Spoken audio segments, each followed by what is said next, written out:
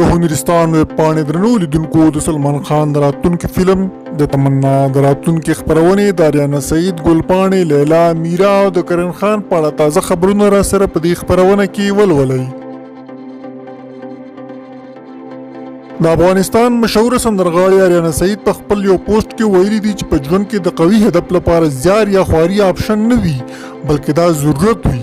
هغې له دې پوسټ سره خپل یو تازه عکس هم خپور کړی دی چې د مینوالو لخوا یې ډېر خوښ شوی دی. د پاکستان مشهوره اداکاره میرا په یوه خبري ناسته کې وایي چې د هغې کورنۍ په پاکستان کې خوندي نه ده. پلار ته یې اخطارونه ورکړل شوي دي او ځینې خلک غواړي چې د هغوی جایدادونه غصب وړي له حکومت نه د خپلې کورنۍ لپاره د امنیت غوښتنه کړې ده.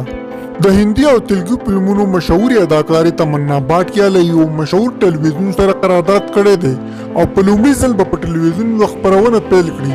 د نوموړي د خپرونې په اړه ویل کېږي چې دا خپرونه به د پخلي په اړه وي. د بالیوډ فلمونو مشهور اداکار سلمان خان راتلونکی فلم بایجان نومیږي. دا فلم چې مخکې کبي عید کبي دیوالی نوم و اوس یې نوم بدل شوی دی او ویل کېږي چې راتلونکي میاشت به سلمان خان په اړه نور معلومات له مینوالو سره شریک کړي. په دې فلم کې سلمان خان د یو پاخه عمر مجرد کردار لوبوي. د پښتو ژبې مشهورې سندرغاړې ګل پاڼې د واده د خبرونو خپرېدو وروسته په ټولنیزو رسنیو کې خپل تازه عکسونه خپاره کړي دي چې د هغې د مینوالو لخوا ډېر لایک شوي دي.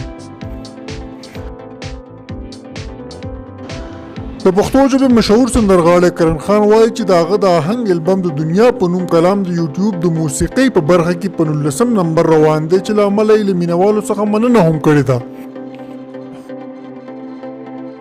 او د پښتو ژبې مشهورې او ښایستوکې سندرغاړې لیلا خان په ټولنیزو رسنیو کې خپل تازه عکسونه خپاره کړي دي. هغې همدا راز ویلي دي چې هغه څه ته نږدې شي چې د ژوند او خوشحالۍ احساس درکوي.